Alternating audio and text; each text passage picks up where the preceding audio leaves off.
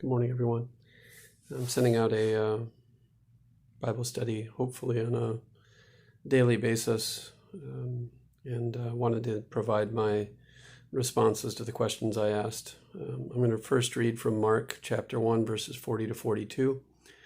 A man with leprosy came to Jesus and begged him on his knees, "Jesus, if you are willing, you can make me clean." Jesus was indignant. He reached out his hand and touched the man. "I am willing," he said. "Be clean." Immediately the leprosy left the man and he was cleansed. So the first question is, what was the social situation of those with potentially contagious diseases? And it was that they were excluded from community. The second question was, this a reasonable social policy? And I think with everything going around today in our nation and world, we all understand that this was a reasonable social policy, so that more and more people would not get sick. Question 3, what did it mean for those with chronic diseases? It meant that they didn't have the blessings of community that everybody else had. They felt excluded because they were excluded. Question 4, and I need to just go down on my document here. This points to why Jesus was indignant at this situation. Indignant means angry because of an injustice. For B, why was Jesus angry? Because this man and others like him were not receiving the love and the care that God intended for them, generally speaking, because people were afraid and didn't want to be around them, and because of a policy that kept them from being included. Question C, could brave people have reached out and shown love and care without making physical contact? So this is what Jesus did. He reached out and he healed people. He, being the Son of God from the kingdom of heaven, would not himself contract anything. And so he was able to touch and bring healing to these people. But others could have reached out to these people on a regular basis and helped them to know that they were loved and cared for without potentially contracting the disease.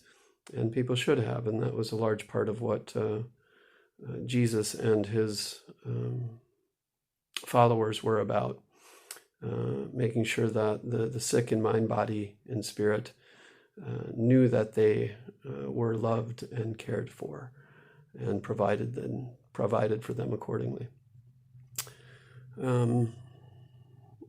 Question 4E, how much easier is that today? How much easier is it for people to reach out to those with sicknesses and those who are lonely? It's obviously worlds easier with all of our communications. And so let's all do so, especially at this time. Let's reach out to our neighbors, our elderly, people who are feeling lost, alone, unwell for various reasons, and be the church for them. 6, Jesus' healing ministry has spread in miraculous ways throughout the last 150 years by way of advances in medicine. Question A, and yet there are sick people left behind by our society. Are there sick people left behind by our society? The answer to that is obviously yes. How does Jesus feel about that? He feels indignant. He feels it is wrong, and he's angry and upset about it. And his spirit is calling good people in good societies to make sure that people who are sick and who can get better by way of medicines and therapies have access to those medicines and those therapies. Question 7, are there lonely people feeling left behind by our society? Yes, of course there are. What can God's people do about those in nursing homes, prisons, widows, orphans, the childless, friendless, the socially awkward, due to various reasons? What we can do is be the church. We can go to them. If we need to keep our distance, we will keep our distance. But we can communicate with them. We can help them to know that we are their friends. We can help them to know that they are beloved. We can make sure that we provide for them in every way that we can. God has provided this wonderful world with everything needed for us to have daily bread and shelter and the medicines we need. And it's our job as the church to model a new way, the kingdom of heaven way, in which whomever is in need gets the basics that they need. So thank you for your consideration, for listening. The questions will be in the comment section below in case you didn't get them, and the unison prayer is down there as well. Blessings to all, and may we all remain safe and love from a distance when necessary, and leave the healing ministries of our doctors and nurses to them. They have the safeguards in place to be able to reach out to those who may have the coronavirus. And let's do what we can to provide order for those who are not in hospitals.